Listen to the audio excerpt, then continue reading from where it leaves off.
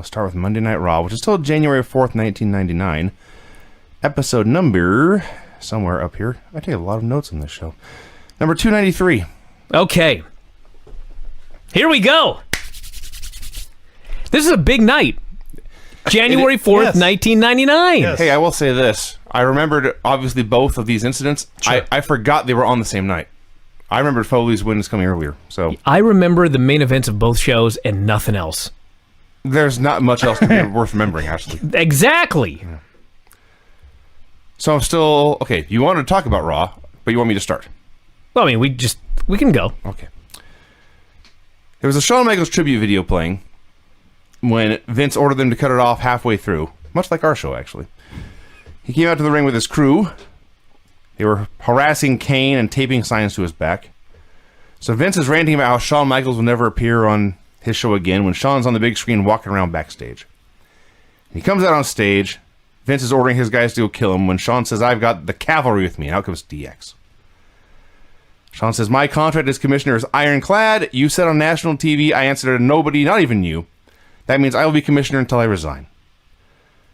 And he showed the video of Vince putting himself into the Royal Rumble and says, "You said I was in control of all superstars except Steve Austin. Well, when you put yourself in the Rumble, that means you are a superstar, which means I have control over you." Wasn't a video he showed about how Vince wanted to be number 1 or number 2, but he just happened to draw number 3? And so Shawn was going to do him a favor by giving him what he wanted? Is that what happened? Did I make that up? Well, it was a joke. Well, sure. Yeah, but yeah. But that's what happened. Yes, so, yeah, he made Vince number 2 in the Rumble. Shawn also listens to the people. Shawn promised he was going to leave the building. How'd that turn out for him? Great.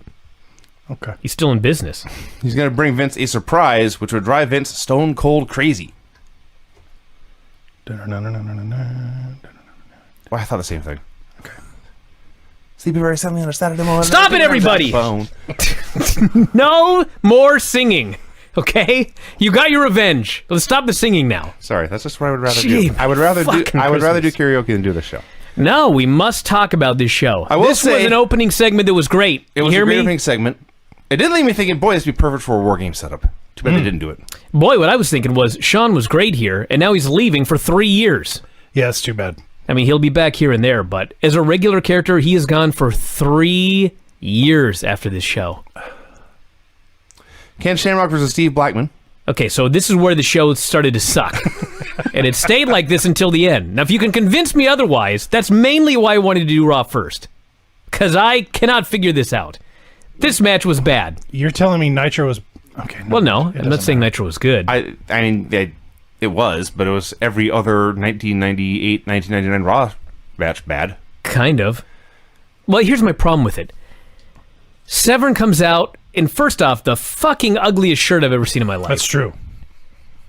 He's in a fucking neck brace, and he gets knocked off the apron. Ref distracted. Billy Gunn runs down, lays out Shamrock, sets up the pin. Right. So I got really mad because I thought this is the longest fucking storyline that appears to be going absolutely nowhere. And then I thought about it, and I realized there's about 10 storylines on Raw right now that are exactly like this. Is this going anywhere? Well, it's going to eventually. Well, I don't know which one, Severn or Billy Gunn. Severn in his fucking neck brace. I have no idea where this goes. Okay. But Severn Owen Hart's not even here. Exactly. No. Severn was upset with Owen for the pile driver. Yes. What's he doing mad at Shamrock? I don't fucking know. That's why I thought this sucked. Well, he gave Shamrock what Jerry Lawler called an icy UFC stare. That's true. He did say that. So I guess we mentioned he sucks. They've suddenly gone back and decided they're going to do the UFC feud after all. All I think watching this was this would be a lot more fun if it had been a shoot. This match? Yeah. Probably. Yeah. So Shamrock's mad at Billy Gunn. After the break, they're brawling in the hallways backstage. This is all part of a big push to Billy Gunn challenging Shamrock for the Intercontinental title. Everyone remember that. Okay, listen, Vinny. I can't wait. Okay? I don't remember what happens. You've mentioned this the title. 2 weeks I was in a going row to mention now. every week leading up to Mania. I see. Because the big payoff is he never gets the fucking match. So this is another one of those that's a complete waste of time that I watch every single week now. Yeah. Okay, just checking. Yeah. Mankind came out, told a few jokes about balls and the Stooges. This is notable, by the way. Because in this promo, he said he wanted a shot at The Rock's title at the Royal Rumble. Mm-hmm. This guy, and keep in mind, by the way, how much the people went nuts at the end of the show when he actually won the title. Can we stop? Is there anything else going on in here? That's not me, everyone. His ball jokes got a significantly better reaction than him challenging for the championship at the Royal Rumble. Am I the only one that noticed that? No, you're right. It appeared nobody cared. No. But ball jokes were funny. Oh, let's see. It saw a sign that said Foley is God and said that's not true, but I am pretty damn good. I beat the Rock at rock bottom. I deserve a title shot. Must be where he got his book title. Right here on this show. I actually think it is. Mm-hmm. Yeah. And he says, he asked the fans if he could say ass on TV. He asked Dad to come out. Out came Vince. Vince called Mankind a disillusioned, disfigured, decrepit monster. He said Foley had opportunities in the past, but had screwed them up. Buried Mankind for beating up Shane. Said he had not paid his dues to earn a title shot. Maybe someday he could get a hardcore title shot, but he screwed that up lately too. Out of the goodness of his heart, he was going to give Mankind one last opportunity to get close to the title, but no cigar, the story of his life. Booked him in a match against Triple H. The winner would be in the Royal Rumble, and Shane McMahon would be the special ref. That was a very good promo, too. Vince is a great heel. Chyna and her quote-unquote girlfriend were shown changing backstage. Who the fuck was this? I've totally forgot this. This is not Cloudy. No, this is No. this is a different man in a dress. This is just a random stupid storyline She with never Mark said Henry. girlfriend. She said friend. The announcers did. No, they kept saying girlfriend. Okay. They specifically said girlfriend. There was a tall... Because it was very obvious it wasn't a girl.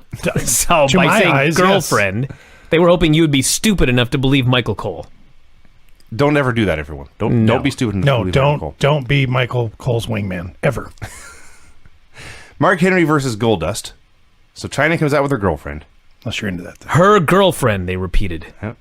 They distract Henry. Goldust takes advantage of this distraction to lay Henry out and kick him in the balls for the DQ. We think. He kicked him the balls and then just That's true. left. It was They played his music. Yeah. The announcer said it was a DQ. Yeah. Ref just stood there like he didn't know what to do. And Lawler outright said Goldust lost the match and didn't care, as he does every week. Now, hey, I got a question. I realize that the answer is probably this is all part of the plan. But was it just me or last week, Chyna said Mark was her man? Yes. Now she's costing him matches. Yes. Right. I know I missed some shows, but, you know. No, you didn't. No, she's setting a trap for him. Well, I missed Heat. Okay. Fair enough. So here, she kisses Mark on the cheek. Says the other night with him had been incredible, but he was way too much man for one woman. She says, here's my friend, Sammy. I know you like tall women and exotic dancers. Why don't you let us take a load off your mind? And he fainted. He fainted. So in storyline, Chyna and Mark Henry have been intimate. No.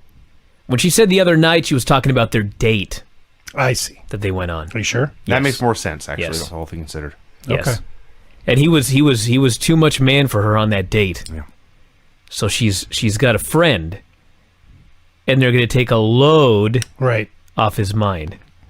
And he fainted. That's not where I keep my load. This is so bad. This is fucking terrible. It's Do you funny. hear me? It's funny you should mention bad. Listen, Because here we go. I watch this shit here, okay, and I pray my wife doesn't walk into the room, Yes. okay? Now I'm watching it. I don't even want Tony to walk into the room. I don't want anybody to walk into the room when I watch this shit. That's how bad it is. I'm 42. I'm a little bit older than you, and my wife did walk into the room when I was watching a segment coming up, and I will let you in on it in just a minute. Well, the next segment I thought was much, much worse. Oh, God. Terry? No. No, I'm talking to Craig. Oh. Yeah. Oh, God. Ooh. Yeah. What part of this show was good? All right, The end. go ahead. It here. wasn't Dennis Knight. Oh, yeah, I forgot about him. Dennis Knight, who was kidnapped last week, thrown into a car trunk and driven away. So somebody set up a webcam, apparently, in a dungeon. I guess. Yes. And they pumped in scary music. Yes. And Dennis Knight is chained up in a dungeon somewhere begging for help. You know, I'm not going to lie. Tony's confused. I'm not going to lie. That's what happened, Tony. They showed this, what, twice? Yes. Okay. The first time I saw a guy in a dungeon, I presumed it was just like a random Royal Rumble commercial. Sure. Where they just do some dumb shit. Okay. I fast forwarded. Okay? Yeah. They showed a second time. I skipped over it. Sat down here to do this show, and I opened up my computer, and there's a text from Lance from days ago, and the text reads something like, "Oh my God, Dennis Knight, Retro Raw." Yep. And we were about to start this show, and I texted him to say, "What are you talking about? I just watched the show. I don't remember him anywhere." And he said, "The Dungeon." Suddenly it occurred to me what I had skipped. Oh, yeah. I do not regret this. Oh. This looks terrible. So, yes, Dennis Knight is in a dungeon somewhere, moaning for help as scary music plays. That was his whole thing. And then Jerry Lawler said, quote, "That looked horrible." This is him becoming Midian. Yeah. Naked Midian. I just like that Now just Midian. he's changed of being tortured. It's now become Monday Night Saw. Vinny waited all day. I did. That was... He waited all day for that. That joke was legit the highlight of my day. Look how happy he is now. I'm happy now. Godfather versus Test. What was Test's music? I don't know, but we can all throw that happiness out the window. Saxophone solo. A fucking immediate DQ.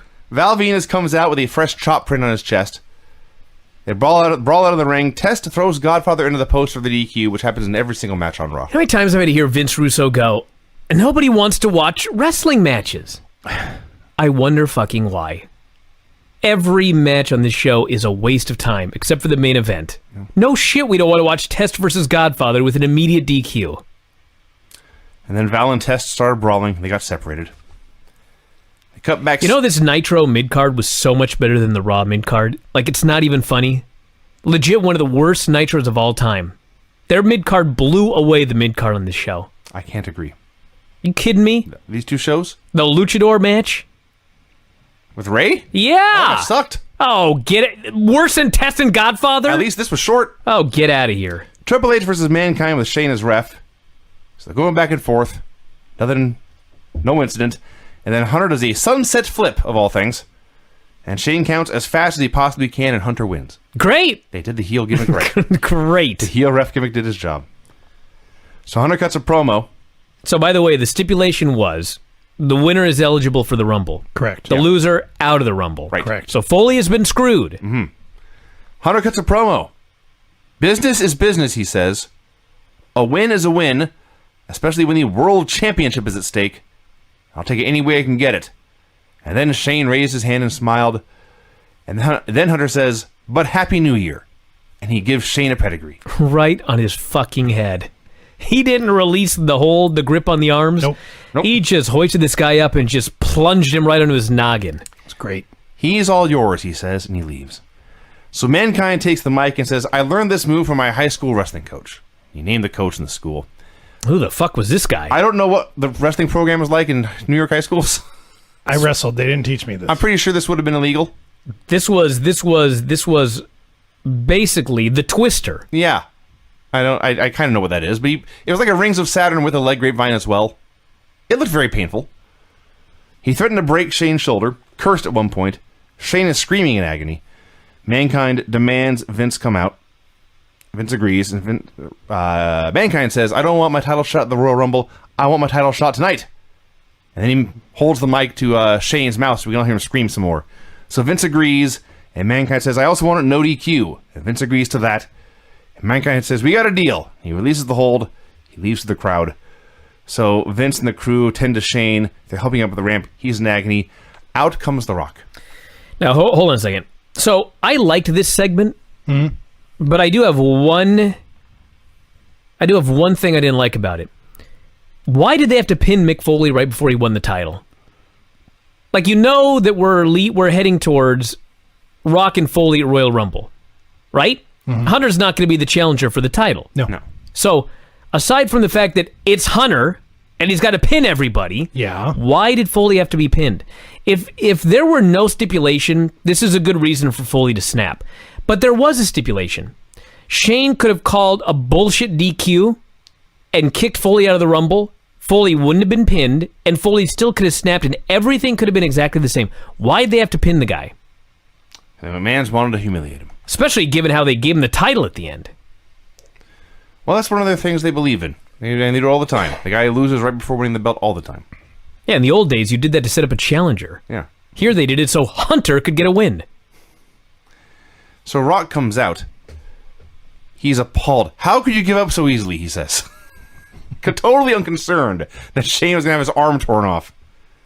This whole thing was totally awesome. This was a great segment. This was a great segment. So Rock is So we got two. Rock is back to wearing the track pants Yes. and the button-up shirt. Well, we were explained by the end of the show, Rock was not prepared to wrestle. These are his street clothes. Yeah. Which are only slightly less ridiculous than Hulk Hogan's street clothes. That's true. That he was wearing later. Also true. But yeah, we were told he did not bring his gear. He was not expecting to wrestle tonight. So apparently he was not expecting to wrestle again until Mania. So is this post-surgery or I don't think he's gotten pre-surgery? it yet, actually. So pre-surgery. Yes, I think so. Okay. Or he just got it. It's somewhere around this this time. He wears the shirt for a while, as I Yes. remember. Edge versus D'Lo Brown. This fucking segment. Yeah. You know what? Let me tell you something. Like, this was worse than anything on Nitro. Oh, yeah. Absolutely. This was worse than the Absolutely. finger poke. That I agree with. This was worse than anything I ever saw. It's way up there. This was so horrible. So Terry gets in the stairs. D'Lo's yelling at her. She backs down. She slips and falls to the floor. And everyone starts screaming that she's lost her baby. Yeah, she's allegedly pregnant. Yeah. She's on the ground. She's wailing. Yeah. She's grabbing her stomach and screaming, "My baby." They bring out a goddamn stretcher. They put her on the stretcher. She's screaming that she's lost her child. They fucking drag her backstairs to the chiropractor. What's that fucker's name? Francois Petit. Francois Petit is the one checking to see if she's miscarried. Well, The chiropractor. they are miracle workers. He's put a stethoscope up to her stomach and he's saying, "I just don't know. He was surprised to hear she was pregnant. I just don't know." It's because you're not a doctor guy. Of course you don't know. Yeah, every part of this sucked. They don't have a fucking medical crew on site. They got a chiropractor. This is where my wife decided to walk into the Oh my God. I'm Gotta be kidding me. This was so stupid. Now listen, just so everybody knows, the storyline is she's faking her pregnancy. Right. She didn't actually have a miscarriage. Exactly. But fucking come on. Who wrote this? Not to mention, Well- when the girls come out, their name is PMS. pretty mean sisters, you see. And then Jerry makes the crack, uh-oh, it must be that time of the month. And my wife looks at me with a blank stare, and I'm like, I don't know. You know? When I saw this, I thought, whoever wrote this has never had a baby. That's probably true. Like, who with a child could write this shit? Well, then I fucking go look. Russo had what? 3 children when this was written. What? When this was written, he had 3 kids. Fuck. Well, now I understand why you hated the show so much. Dude. Kane comes out with Shane and the Stooges. Actually, there was some good stuff after this, but I can't get over this. That's actually totally fair. PMS bullshit. So the Stooges are still bullying Kane. The sign's on his back. Shane's out there. And he announces it is going to be Kane versus the Stooges, which I think is the first time it's actually been called that, in a handicap match. They protest. Vince comes out on stage. I don't think they'd ever been called the Stooges, but I think it's like a Shane McMahon thing in his life where he's got to get cred with the inside fans. So he called them the Stooges Well, the to be name's- cool. The name stuck for years. Yeah, they were the Stooges. They were absolutely They were called the Stooges before he called them that. Or were they? Yeah. Anyway, Vince says everyone remotely responsible for Shane's emotional scarring had to pay. Ordered Kane to make them pay. So they tried to bribe him with money. Patterson tried to bribe him with a cigarette. I howled. That was the best thing on either show right there. He likes fire, so obviously he likes He's to like, smoke. man, your fucking face has been burned off. You know what this guy might like? A cigarette. It didn't work. Kane did not want the cigarette. Really, this should be the anti-smoking ad. Someone tries to smoke, and then Kane chokeslams them. Sure. So he chokeslams both the Stooges. Patterson grabs each chair, offers him a seat, but Kane kicks it out of the ring and chokeslams him. He begins to attack their balls. Michael Cole says this is just awful. Not sure why. It was people getting what they deserved.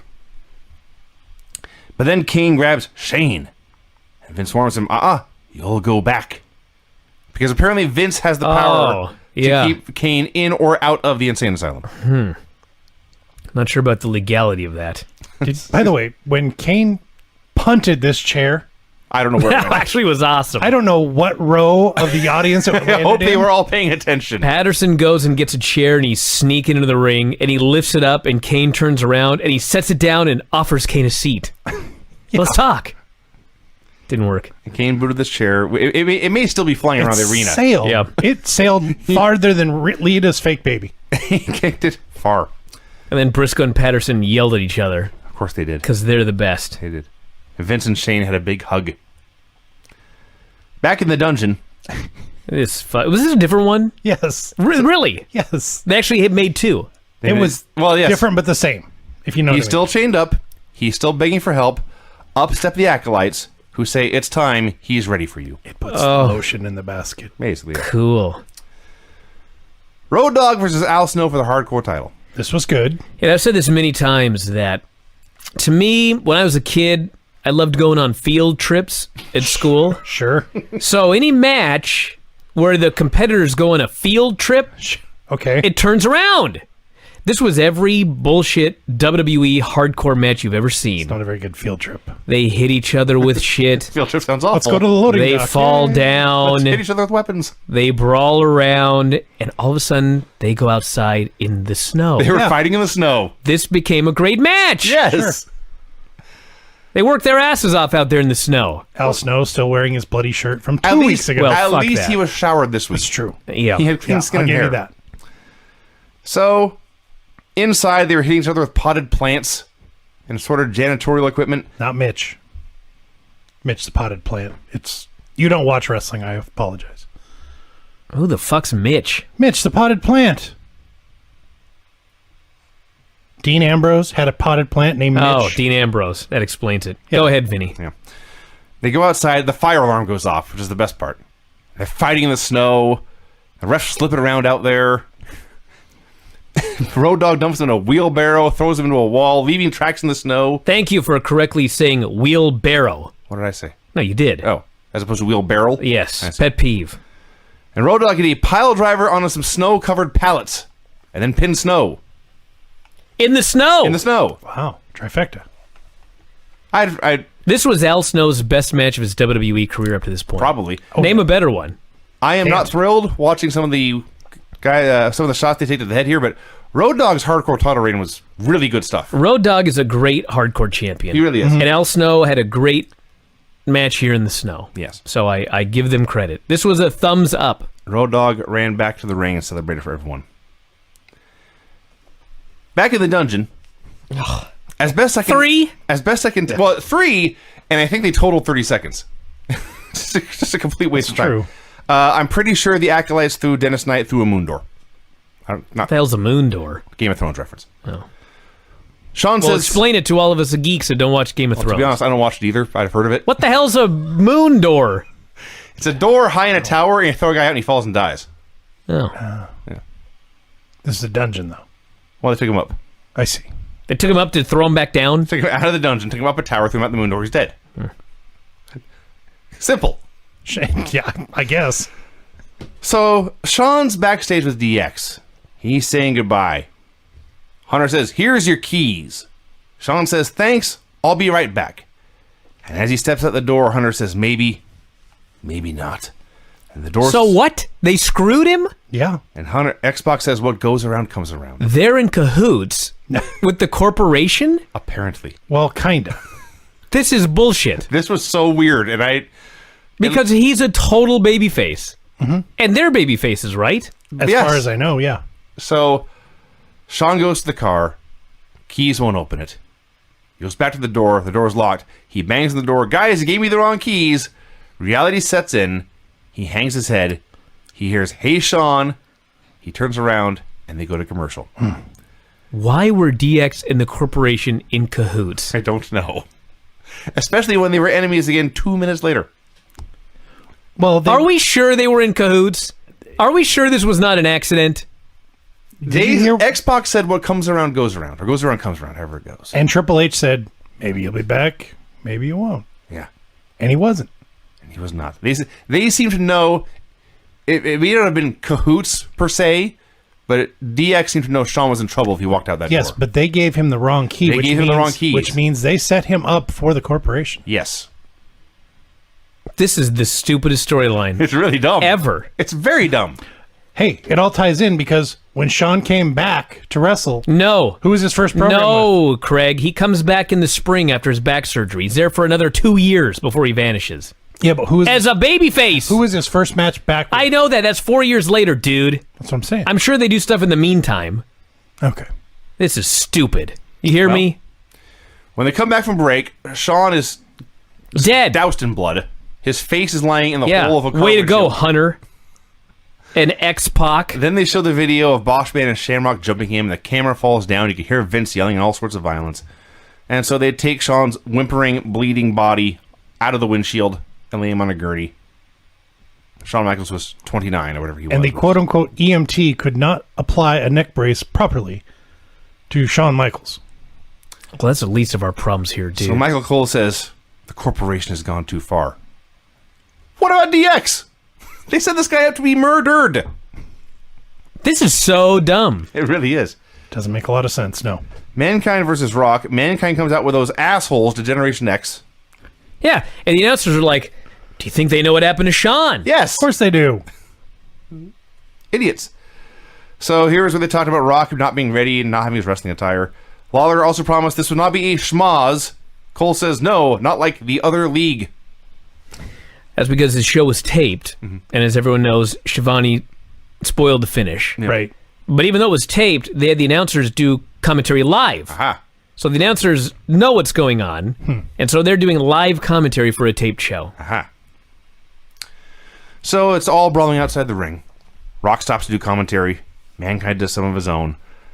There's pummeling and choking and a rock bottom through the announce desk, and then they move into the ring for a wrestling match. Just to be fair, it was not false count anywhere. It was no DQ. So Mankind starts making his comeback. Rock hits a belt shot for a near fall. Mankind hits a DDT on the belt for another near fall. He gets the Socko Claw. Shamrock hits him with a chair. Billy wipes out Shamrock. Everyone starts brawling, and then the glass shatters. This place exploded. This place went out Dude. of their minds They're still cheering to this day, I'm convinced of it. for the return of Stone Cold Steve Austin. Austin jogs on down. He waffles the Rock in the face with a chair. Jogs on out. Foley rolls over, gets an arm on him. No, he threw Foley on top. I stand corrected. Yes. Austin threw Foley on top and leaves, giggling to himself. He's pulled one over on the McMahons. The ref counts 1. He counts 2. He does the most dramatic pause, and he counts 3. The place goes ballistic. Mankind's the goddamn world champion. Mankind is the world champion. Couple of things about this. As usual, one of the guys that made this possible was Vince McMahon. How he sold this title change. He was purple. He was just raging, sweat flying, spittle flying out of his mouth. He's in a fury. That was awesome. He didn't laugh it off. He was pissed off. No, he did not. Now, the other thing about this is, this was a legendary title change Oh, yeah. that people will talk about forever, okay?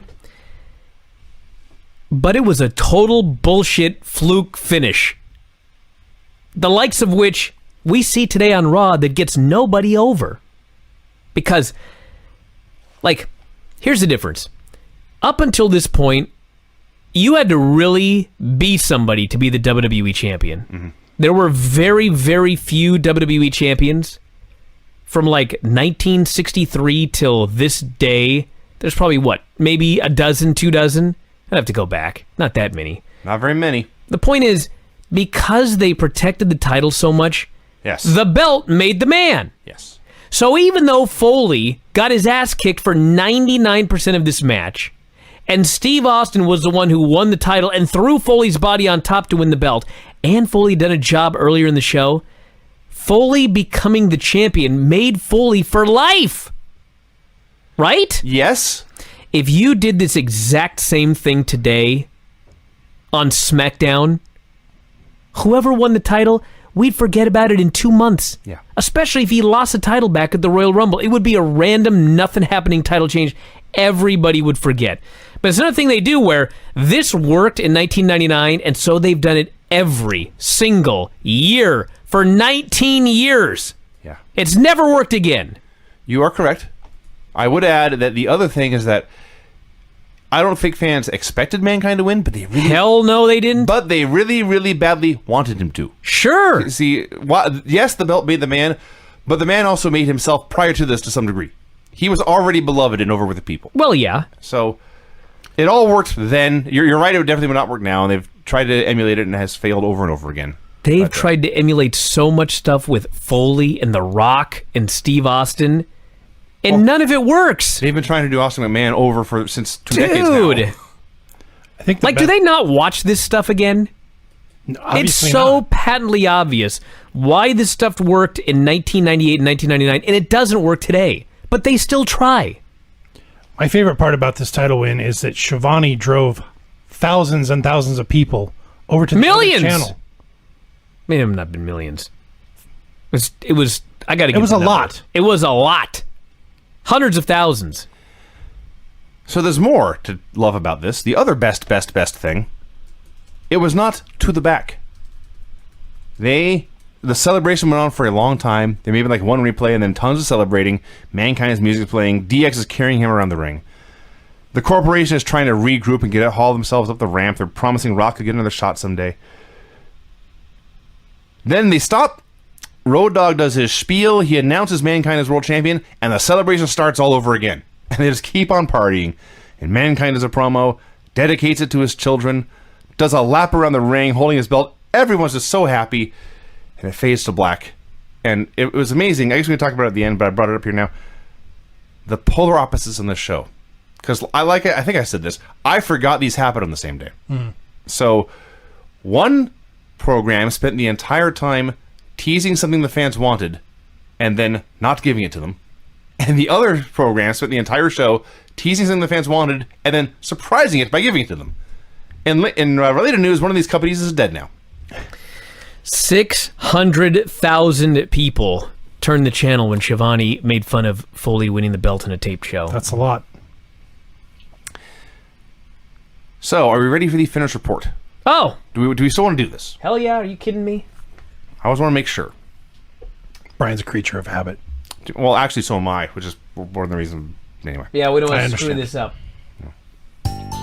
The finishes on this show were pin after outside interference, DQ due to intentional kick to the world's strongest balls, DQ for throwing a guy into the post, pin due to fast count by crooked referee, non-finish due to miscarriage, Kane just randomly declared the winner mid-match, and then the greatest finish ever.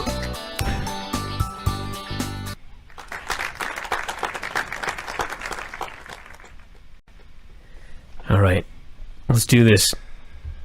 I'm not sure I'm going to make it through this. This show sucked. It's a good thing we didn't start with this show, Vinny. After that wretched start to this program, This show, I'd have totally lost my shit. well, I'm prepared to lose it again.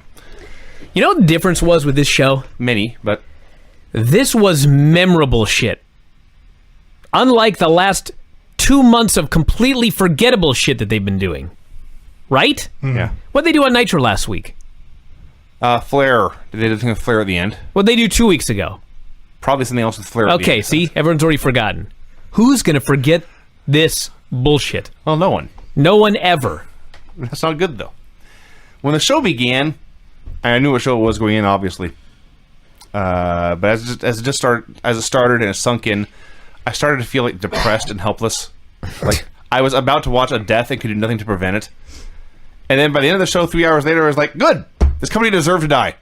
It's a good thing I wish they died sooner. Wow. This show was terrible. I went into this bemused. Like, oh man, here we go. I'm going to have fun with this one. I didn't. No. So, Let's start with Jimmy Barron. Who was this guy? was that the Nitro Party winner? No, this was a guy. I looked it up on Wikipedia. He was just a guy, an American disc jockey. Did some films. He's the guy that interviewed the guy at the Nitro So what Party. is the Nitro Party? Yeah, but not the winner. I see. He was a random guy. They go, hey, let's go to Jimmy Barron. Well, yes, I'm there like, was- who? They go to a guy. who then interviews another guy. fucking guy and his fucking friends. Were these the least likable Nitro Party winners of all time? I hated every one of them. Now when they celebrated Goldberg going to jail, that's when I turned the corner on him. I like the random guy in the back just throwing popcorn in the air. Who does that? If I had been in the Georgia Dome, one of 40,000 people there, I think I would have left during the show so as not to be in the same building with this crew. Oh, come on. They're just fans who won a contest. Do not refer to them as winners, please. I will admit the LWO party looked more fun. Which is saying something. Slightly. What are you talking At least about? there was girls there. Yeah, there were a couple.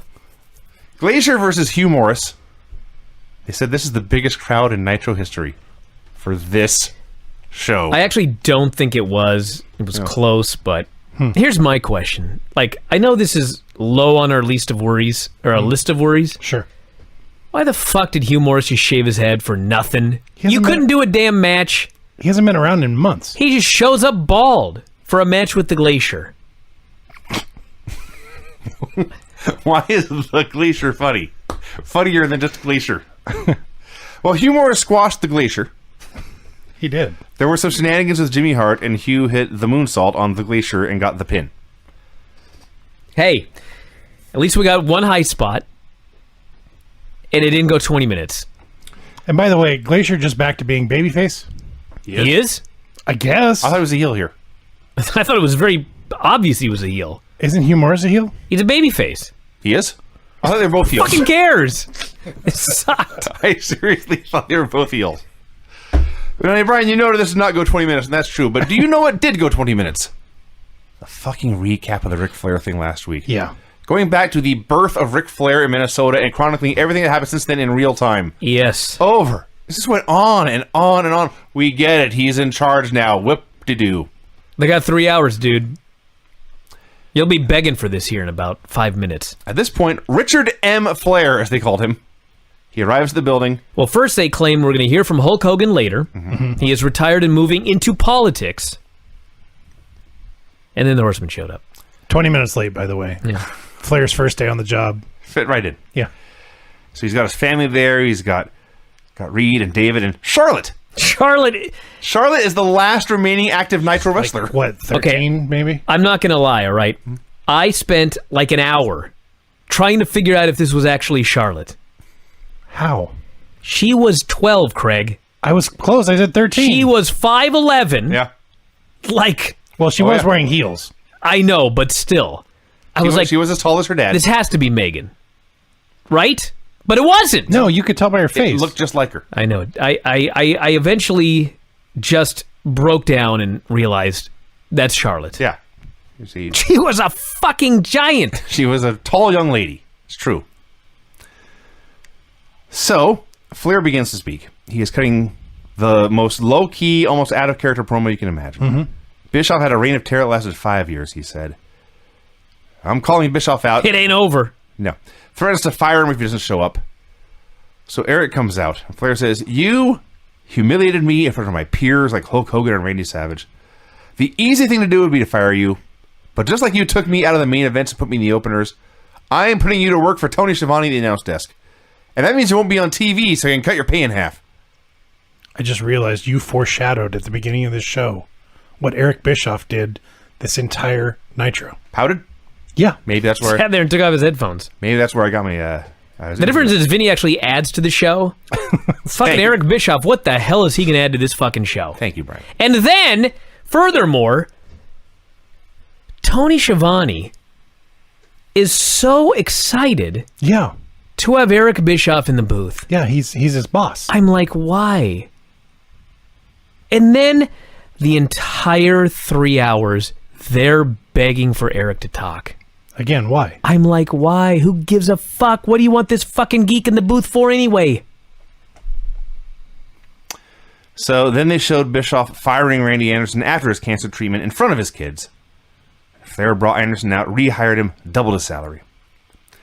He thanks Booker T, DDP, and Schiavone, everyone who celebrated with him last week. Also thanks Randy Savage, knows they've had their, what was the word he said? Never seen eye to eye, whatever he said. But thank you for your contributions last week. And then he's going to book his first match. Oh my God. If you didn't watch the show, everybody, Ric Flair is going to book himself in his first match coming up at Sold Out. What is that match? A handicap match. So, okay, it's going to be like all 4 horsemen against Bischoff is what I thought. No. Ric Flair by himself against Kurt Hennig and Barry Windham. That's his idea. That seems logical. That's the match he wants. And his logic is, I'm going to go in there, and I'm going to either kill both of you, or you'll kill me. That was what he said. Yeah. Then, Seems legit. awkwardly up steps fucking David Flair. It begins. It's a good word for David Flair. Fucking? Well, He says, Dad, I want to be your partner. I apologize. Should I try it again? Go for it. yeah, less Dad, enthusiasm. I've been watching your career since I was a kid. I can't do it. Your energy... is I not right. can't do it. It's the nervousness. He was very nervous. He had one line, and it was a lot for the young man. He said he'd been watching Rick since he was really young. He wanted to be his partner. Flair says, "You're not ready." Arn Damn right. takes the mic and says, "He knows what he's doing." What? Yes, I looked around in my living room. I said, "What? How do you know this, Arn?" So Flair says, "Okay." There's David and Rick versus Barry and Kurt. Now listen, I know that Dean Malenko had an injury. He's on crutches, okay? Right. Where's Chris Benoit to step in and be Ric Flair's partner? He was there. He's just standing there in a trench coat. Yeah. The look on his face when Arn Anderson said that David was ready. Like, Yeah, even he guess couldn't. that. Fuck. Mongo was there too. This was so stupid. Mongo kept stepping in front of the camera shot the whole time. I mean, he's probably more ready than Mongo. At this point, show was more than 30 minutes old, plus commercials. There had been generously 3 minutes of wrestling in that Hugh Morris match. So it's Booker T versus Emery Hale in match number 2. Last time Emery Hale was on, we neglected to mention that he was the famous Machine. He was the Machine in that match, the DDP on Thunder. Yeah, I'd forgotten about that. He was in The Spot. Oh, Yes. with the top rope. And Yes. Okay. So he comes out here, no entrance for Emery Hale. Didn't even get a graphic. They fucked up the first thing they did, and Booker T said, "Fuck this," and Take it immediately home. took it home. Hit his finishes and won. If only they did that on Raw nowadays. It was awesome. So now we're 30-some minutes into the show, and there's been generously 4 minutes of wrestling. Hey, remember that terrible match with Norman Smiley and Chavo Guerrero last week? Dude. Take it around the loop. Dude. They did it again. I vowed I would never watch Norman Smiley when he came out with that fucking stick horse. Chavo. Either way. Chavo, either one, but yeah. I watched this. I'm happy I did.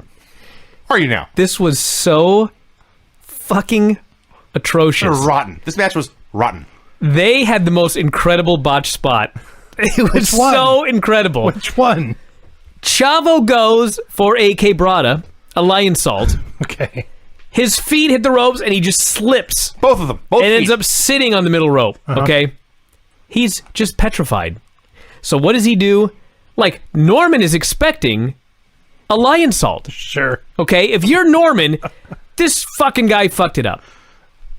What do we do now? Kick him in the back. Chavo just decides, I'm going to slide to the apron and I'm just going to leap in and get ya. And literally, he did like the Johnny Gargano spear from Yes. the apron Yeah, inside. Norman has no fucking idea what's going on. He just stands there. Chavo falls on his ass and cradles the guy.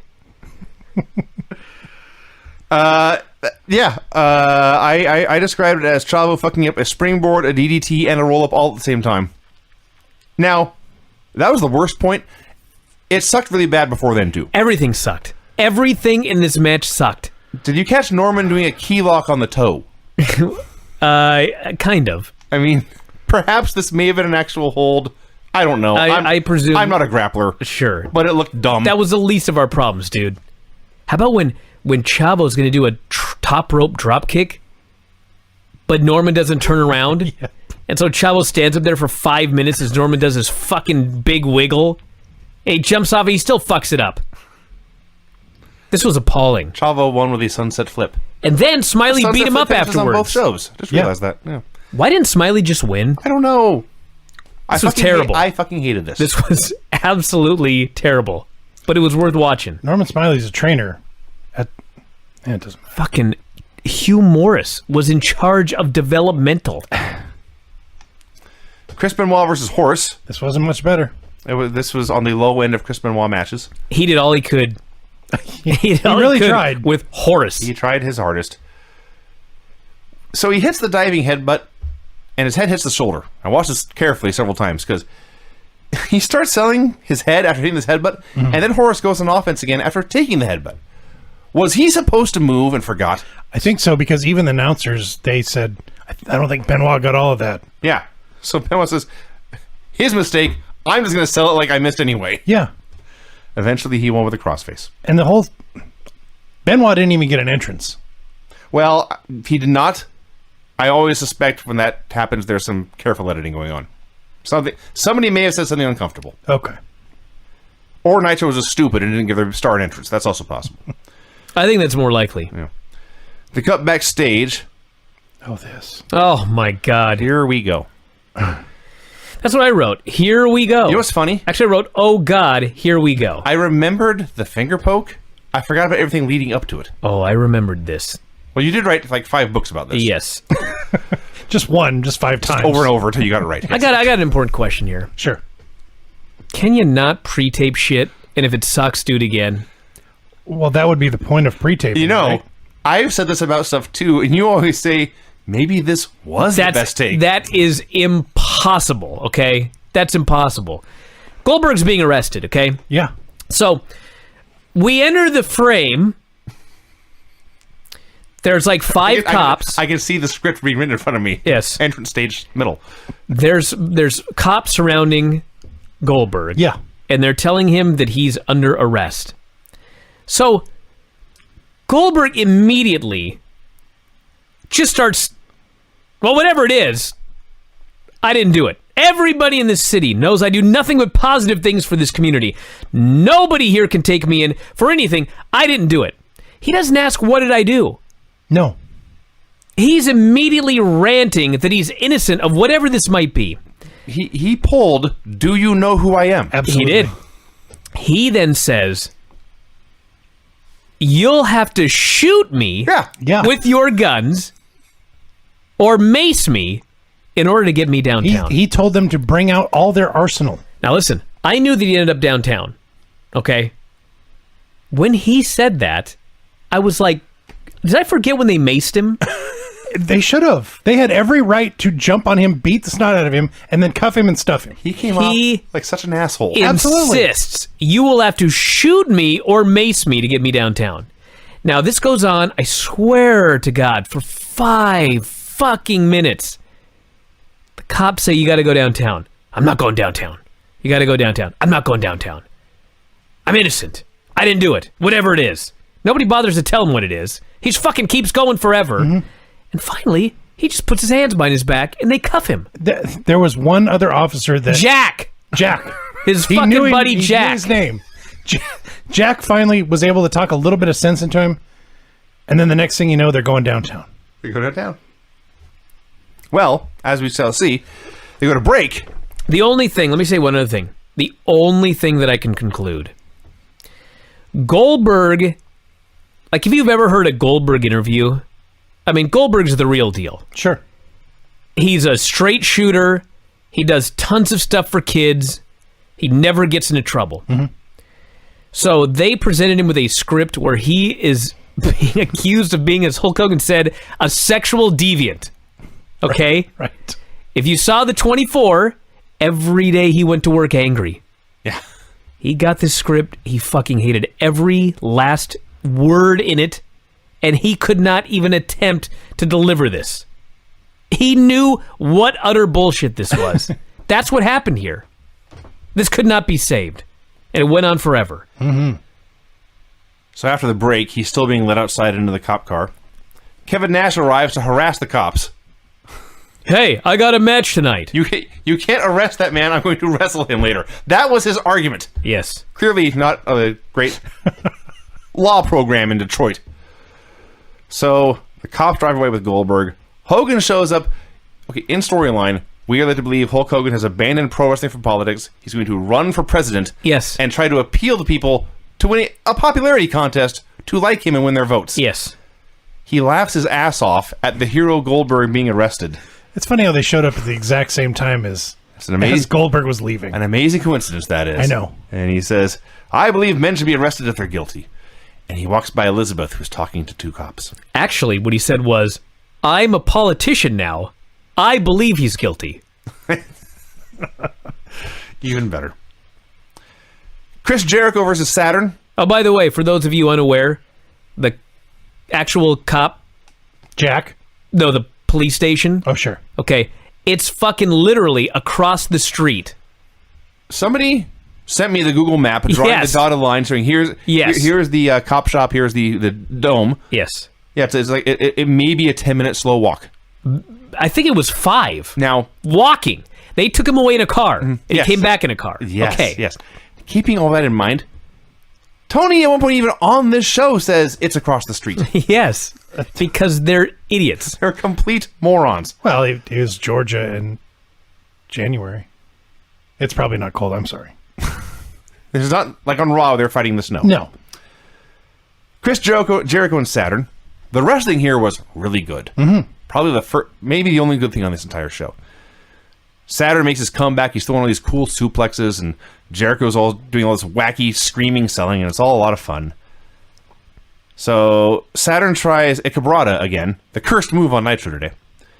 And Jericho pulls the ref in the way. The ref goes down. Jericho hits a low blow on Saturn, and he is going for the Boston Crab when the ref calls for the bell. Didn't even get the hold on. This Dickinson-Saturn feud is the worst feud. Well, there's never been a good referee-wrestler feud. No, but this one is particularly horrendous. Actually, Beulah and Taz's manager. Help me. Bill Alfonso? Bill Alfonso. That was awesome. Well, that was a manager and a man of the manager. Who I guess was a ref first. Yeah. Anyway, yes, Brian, the Saturn Dickinson feud sucks ass. Goldberg is at the police precinct across the street, as Schiavone notes. Mm-hmm. Somehow, not only were the cameramen in the police station, but they knew where the cops were going to go before the cops went there. So they take Goldberg to an office. He's still cuffed. They lean him up against a back wall. I say, Elizabeth Lebetsky has filed charges for aggravating stalking. Excuse me, who? That's what Goldberg said. He had no idea who Elizabeth Lebetsky was. They told him it was Miss Elizabeth. He does this eye roll. He tells them to do their job. It's not him. Hey, remember when I buried those dorks in the Nitro party? Do you know what they were doing in their Nitro suite in the Georgia Dome for what they said was the biggest Nitro show of all time? I do. They were thumb wrestling. Oh, really? They were man, thumb wrestling on TV. So I got so angry at this. I should note, by the way, that Elizabeth's real last name at this point was Lubetsky. Huh. She had married another man. So they used her real name here for this stupid fucking storyline. And by the I way, don't know that. And by the way, on this show, nice follow-up with Macho Man from last week. He wasn't even on the show. No. And he's busy. He probably saw what was going on and said, I want no part of this program. I'll see you all next week. Where does he fit in with Elizabeth at the cop? You know what I mean? At the station? Yeah, for me, I wanted to be any part of that storyline. And that, by the way, the Nitro party is when they said, what's your favorite part of the show? And one guy goes, when Goldberg went to jail. Keep him there. There were chants of free Goldberg and one guy who wanted Goldberg in jail. Did you know, apparently in Atlanta, if you accuse someone of stalking and the police are interviewing you, they will film this and show it on TNT. Yeah. Live. Well, it's a very important case of Vinny. This is like when OJ was fleeing in that Bronco. This seems the white like Bronco. It would discourage people from reporting crimes. It should discourage them from committing crimes as Elizabeth well. was the accuser here. So, Liz says he's been following me in every arena we go to, every airport, the hotels, and the gym. And the cops say, let's go talk outside. I go to the gym and he's right behind me. The guy goes, well, do you feel threatened? She says, of course. The LWO party. Oh, my God. Okay. This was the most stereotypical thing I've ever seen in my life. You don't say. It's way up there. Hell of a party, though. Well, They had a mariachi. we band. want to get into the details first. I just want to say the big picture of what happened here was apparently the LWO threw a party. They invited a camera crew to come film it. And even though they came off looking bad, they still have the camera crew take everything away and edit it together. That's the upshot of all this. What I got out of this was, when I watched it, it appeared to me, the story is that Eddie is making all of this about himself. Yes. And the LWO is concerned that he's changed. Yes. But then at the end, they were all behind him and chanting for the LWO. Right. He is What? drunk. I don't know. He is drunk with power and tequila. That's actually that happened. Yes. I have no idea what the point of this was or why it made television. So, well, let's begin because they gave it a lot of time, so we may as well get into They it. sure did. First of all, I've mentioned quite a few times here that even as this LWO thing has gone on, if you watch it, Eddie Guerrero is a guy from Texas. Speaking of a guy from Texas, this video was like the first crack at the Latino heat version of Eddie Guerrero. He did show more charisma here than ever before in his entire WCW career. Yes. That's a positive. So they're playing with the lowriders, and there's women here, and there's the LWO theme is playing, is what they play at their parties. Everyone's having a grand old time. They go inside for more partying, but Eddie stops and says, "Hey, El Dandy, stay here and park the cars." And El Dandy was not dandy about this. They go inside. There is, in fact, a mariachi band. A lot of good-looking women. One in particular. In the white. Yeah. Noticed her. Fellas are all dancing and having a good time. Everyone's just having the time of their life. And Eddie takes Tejano's cowboy hat. He's a Silver King. Takes Silver King's cowboy hat and says, "Texas, come with me." And they leave, and this led to nothing. We go to another room, apparently later in the night, and there's two couches. One, Eddie Guerrero surrounded by every good-looking woman in the world. The other, all the other dudes, crabby, grouchy, and alone. Bored and irritated. So they start playing cards. Cards are out, money is out, drinks are out, everyone's having a good time. Eddie shows up, orders Dandy and Damien, go make some drinks, then takes their seats and their money at the card game. So guys start bitching about him in the hallway in Spanish. Psychosis, and I think Dandy and maybe somebody else was out there bitching. And then it ends, Eddie's outside. Now, he was giving a speech, and there were dozens of people chanting LWO, but I'm not sure there are any other wrestlers out there. No, they were there. Like, Danny was Were they there. there? Yeah, it was Okay, weird. I missed That's why I was baffled. Because there were also a bunch of other random men. Well, So the yeah. party grew. It happens when you have a party with drinks and good-looking women. Also, I don't even know if this is worth mentioning, but Rey Mysterio was there under duress. Well, yes, they showed Ray one time. It was the point where everyone was pissed off at Eddie. Yeah. So he fit right in, not wanting to be seen. That's true. Yeah. This led to Rey Mysterio and Kidman versus Psychosis and Juventud. The majority of this match was the announcers trying to get Eric Bischoff to say something. Yes. Yeah. What was Eric Bischoff going to say about this match? Kidman and Ray versus Juvi and Psychosis. I don't know.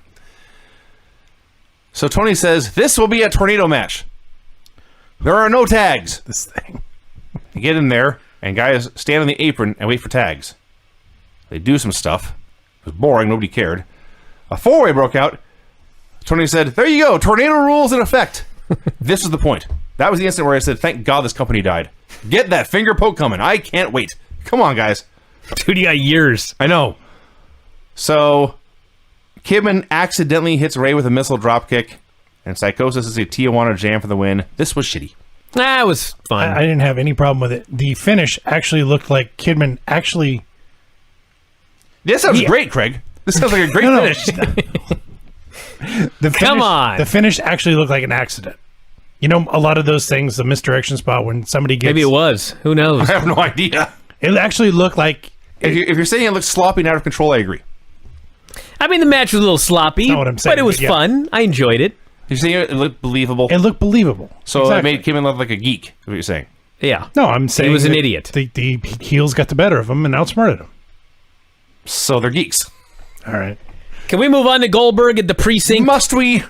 He says, listen, dude. God, I hate this. We're I booked hate at this the show. same arenas every week. The company books the hotels. Of course, she sees me at the gym. She's a member there, and I own the I gym. own the gym. That was his best line. Yes. He says, what gym? And they give him the name. The Obaki gym. Baki Gym. He stops, looks at them. I own it. See? This wasn't... Listen, the stuff with Goldberg and Liz, it was okay until the end. I'm going to tell you why it was okay, all right? Okay. Because if you've ever seen Liz, she's always so nervous and uncomfortable. Okay. And in this skit, she had to be nervous and uncomfortable, so she was perfect. I like the point where The payoff blew, but we'll get to that. I like the point where they asked her what was Goldberg wearing, and she came up with red tights. Red tights. That's coming up here. That's coming up. Yeah, there are like 8 of these segments. Yeah, that's coming up. Mean Gene calls Nash out for a promo. Nash says, Goldberg was screwed at Starrcade. I think Hogan's behind all these hijinks tonight. I know Flair's in charge. I got a favor to ask. I want a match against Hulk Hogan tonight. And he's sure to add, it'll be a warm-up. I'll still face Goldberg for the world title. So Flair appears. Flair agrees with Nash that Hogan is the one behind all this mess. He says, I've confirmed that Hulk Hogan is still under contract. So if Goldberg can't make it back to the building, then Kevin Nash, you will face Hulk Hogan instead. And I said, wait a minute. That's not what Nash said. You've changed this mid-promo. Someone screwed up somewhere. Yep. All right, so now we're back to the cops. Wait, now Liz is here. This was when the cop says, Liz, can you repeat everything that you've claimed? Mm-hmm. I'm a bad speller. I need to write it all down. So she says, I was at a Coke machine getting a Diet Pepsi, and he was right there. He was in red tights. He follows me to arenas and to Bill Goldberg. Don't gloss over this. William Goldberg wearing red tights and presumably nothing else. Well, later she said, I saw red. Yeah. I don't know what color the tights were. You didn't envision Goldberg I saw red. walking around a gym in red tights. I just figured he forgot his and borrowed Hogan's. Or Kane's. Sure. She says, he calls and hangs up before he says anything. Yeah. He calls, Right. but he hangs up before he says anything. That can happen. How would you know? There were no cell phones, Vinny. How do you know it was him calling? Oh, yeah. Oh, my God. You're the worst detective. I am. I'm the victim here, she says. Do you understand that? And she's checking her watch. Which apparently we later find out she stole. I don't know from who. Yeah, they did mention something. It was about, weird. That's an old looking watch. That's an interesting watch. Just looks like my grandfather's. Maybe it was Flair's. I'm like, what? You stole... What? Listen, the cliche here is that I've seen, this is acting bad enough like to be in a porn film. I've seen some pornography in my life. Tony, I believe you have as well. What? I've never seen acting this bad in a porn movie. She was starting to go off the rails. Them and the cops, or her and the cops. This was unwatchably bad. Oh, no. But I loved it. It wasn't that bad. It got bad later. It was terrible. I cringed the entire time. Oh, how about this Hogan promo? Mean Gene calls out Hogan. He witnessed this sexual deviant Bill Goldberg being escorted out of the building. And what really makes him sick is that big, tall spoon, Kevin Nash. Spoon. A big, tall spoon. Spoon? Who the fuck knows? What was he talking about? A big, tall spoon. He's thin and round at the top? He says, I'm going to have my final match ever tonight. I'm going to win this match, retire as champion, go on to become president, and you'll call me Hollywood Hogan, the big bad wolf. And then he goes, oh! He did. That's what happened. What in the fuck was his promo? Again. Seriously. He's still trying to be president at this point. Random. Did you notice when he came out, they played the NWO theme, but you can still hear Voodoo Child underneath it? Yeah, I did notice They that. got lazy this week. Then he's leaving, and Tony says, you know, we're live tonight. Something nobody else in wrestling can claim. So if you're even thinking about turning the channel, fans, do not. That's what he says, exactly like that. If you're thinking of turning the channel tonight, fans, do not. We understand that Mick Foley, who used to wrestle here as Cactus Jack, is going to win their world title. Then he says, huh. Just like that. Huh. Yep. Appalled. That's going to put butts in the seats. That happened. He actually said harumph. I just didn't know how to say it. That's what he said. Harumph. Oh, God. There was a point earlier, by the way, when Bischoff first showed up at the desk and Tony starts giving him instructions on how to be an announcer. Mm-hmm. One of the things he says is, put on these headphones. You're going to have 4 producers yelling at you all night long. They're going to tell you to say things that you have already said. You'll protest. Just say them anyway. Welcome to working for WCW. Earlier today, Chris Jericho was shown sucking up to the ref who disqualified Saturn. He specifically told him, you have to show Saturn who's in charge. Disqualify him as soon as you can. And he did. Scott Steiner versus Conan. So Scott cuts a promo. First, he offers to fuck all the women in the crowd. He claims that since he won the TV title, WCW can't censor him. He says, I'm out of control and I'm out of my mind and I love it. And I cannot be censored. That's what he said. So Buff steps in. This was January 1999 in Atlanta. Atlanta's football team was doing very well at the time. And they had a dance called the Dirty Bird. And Buff begins to do the Dirty Bird. And everyone boos. And then Buff grabs his heart. Not making fun of Ric Flair. Making fun of the Falcons coach Dan Reeves, who in real life had triple bypass surgery to save his life just a few weeks prior. Wow. Yeah. Buff, by the way, wearing a sleeveless leather onesie. Well, yeah. Dude, he has a top hat with a portrait of himself painted on top of it. I understand. That's much weirder. I don't know. The leather onesie with no sleeves is pretty weird. I don't have one. Can we move on here? So, it's Conan versus Scott. Conan got less blown up than usual this week. Had the line about Mick Foley winning the title. He says, this Raw show is taped. This Cactus Jack, who used to wrestle here as Cactus Jack, I fucked it up. He's going to win the world title. And then he pauses and says, that's going to be their world champion. Fuck yeah. He regretted this for 19 years. Well, he regretted it as soon as he said it. Foley's talked about it, because Foley eventually confronted him, and Schiavone apologized and said he was what he was told to do. Which, as he noted earlier on the show, he says things that he's told to say. Yes. Yeah.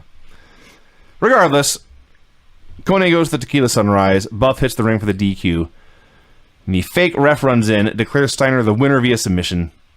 They worked Conan over for a while. Nobody from the Wolfpack or WCW bothered to come out and help him. This was shit.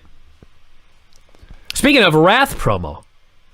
So, Wrath comes out to talk. Has a man's voice ever not matched him more than Wrath? Mike Tyson. I don't know, dude. He sounded like an Armstrong brother. He's very southern. Before he talks... Wrath! That's the way Mike Tyson sounds. Before he talks, he's making his way out, the music's playing. They're still trying to get Bischoff to talk. And he mentioned Goldberg, if he has anything to say about that. And Bischoff says, just like this, Goldberg's jailbait.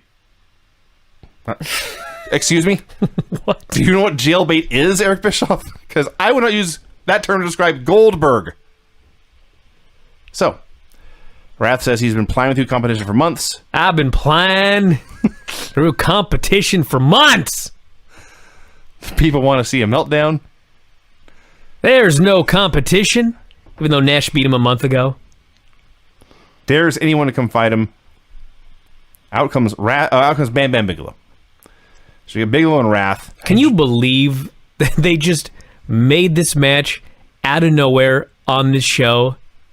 I enjoyed this. Dude, What? Wrath versus Craig. They clubbered each other. I was in. When I was Wrath happy.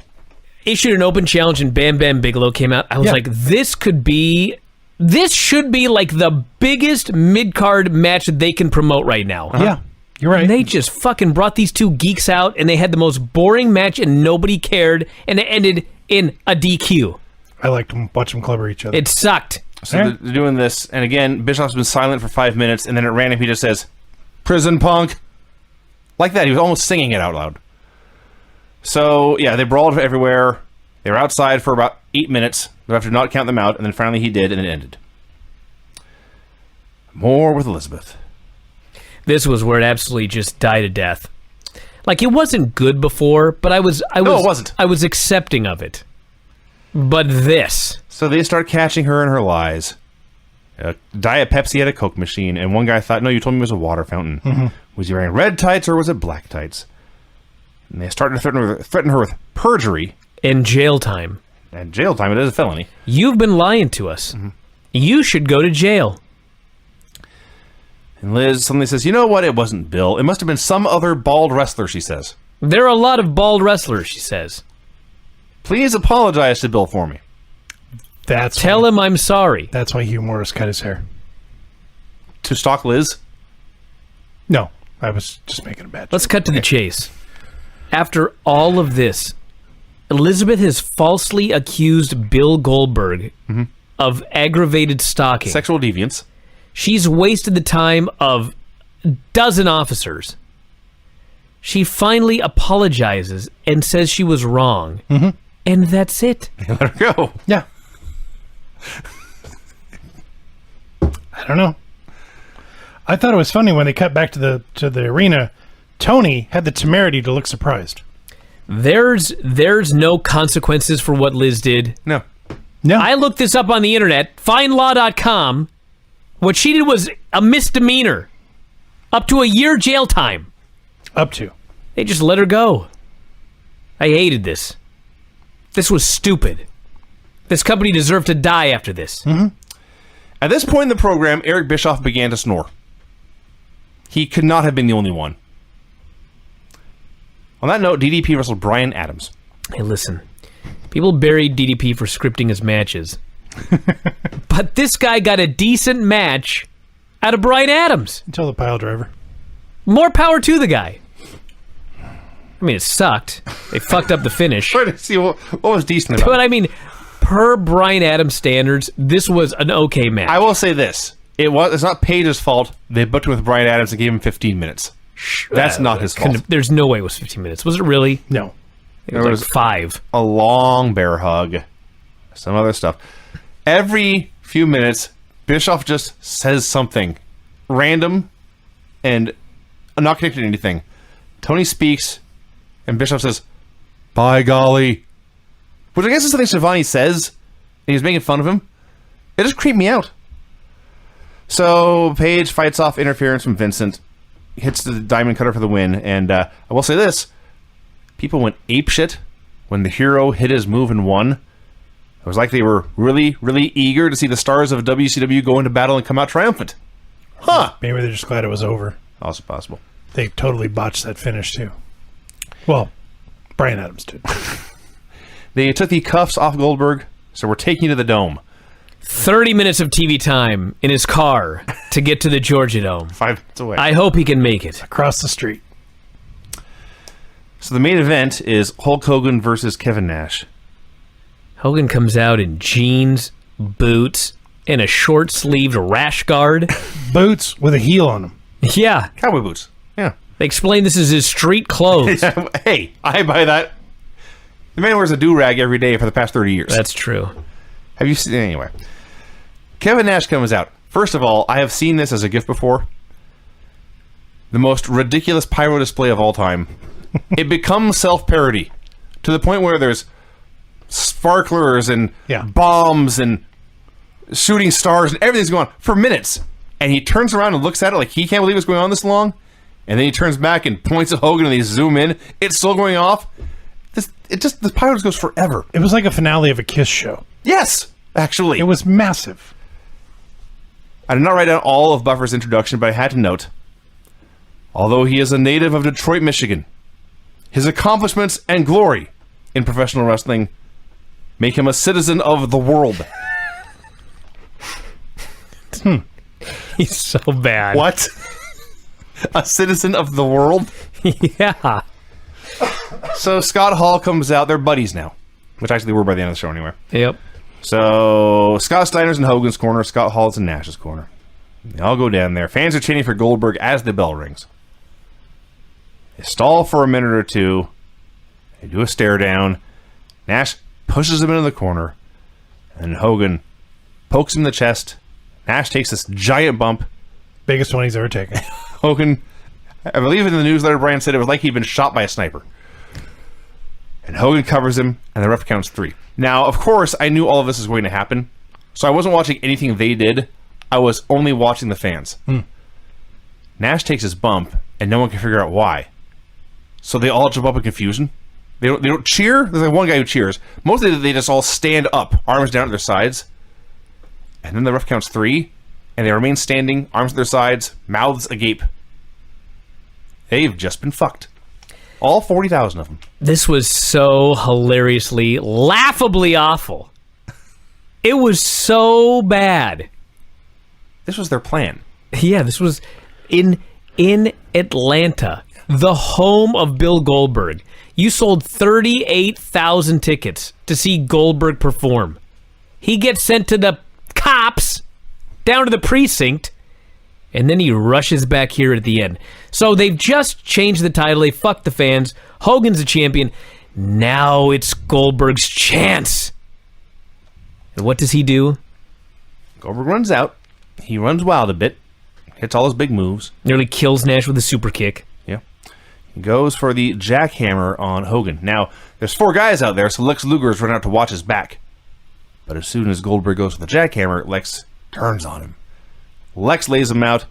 They all gang up on him. They put him in the torture rack. He's still got the cuffs on, so they cuff him to the ropes. They've got a taser now. They tase him again. And they tear off his shirt and they spray paint him. NWO for life all over his back. It's like, okay, we've seen this 100 times before. Then Hall and Hogan get the bright idea, hey, let's paint his head. Let's paint Goldberg's head. They spray black paint on the back of his head. And then Hogan just puts a red stripe right down the top. Bill Goldberg did not know this was coming. Bill Goldberg was not happy about it. Like you say, we watched that 24. I watch every Goldberg segment in a new light now. Because I know how pissed off at the world he was, which is a quality trait to admire in a man. But he hated everything. Why would you fuck with him? Because he was handcuffed to the ropes. He wouldn't always be. Well, he wasn't going to be there they're for the time. so lucky that dude was handcuffed to the ropes right here. Oh, my God. Probably they used a real cattle prod. They were like, just in case. Got this fucking thing if this guy gets loose. Well, it's funny you bring that up because after they spray paint his head, he starts throwing kicks and punches at him. They back up. Hall goes back to zapping the cattle prod again, and Goldberg is not having this. There's no selling for this cattle prod this time. He does not sell the cattle prod. Fuck all of you, I'm going to kill you all. And they take the belt, they tag it again, and Nash says, deja vu. Yep. 2.5 years ago. 2.5 years ago. Hulk Hogan was the 3rd man at Bash at the Beach, and now we're just starting over. You know what's amazing about it, too? Nash, the booker, as they're spray painting the belt and everything, Nash starts laughing and saying, isn't deja vu great? Because he thought this was so fucking awesome. They thought this was going to turn it all around. The band is back together again. Hulk Hogan is champion. The NWO is back. We fucking got it made. This was the beginning of the end. Actually, we've said that like 15 times. This really was, though. This was another big beginning of the end. This was the point of no return. No, actually, believe it or not, it wasn't. Because they do the February pay-per-view and still... Their February pay-per-view with Hogan versus Flair does a better buy rate than WWE's February pay-per-view with Vince versus Steve Austin. That is stunning, actually. It's mind-blowing. Yeah.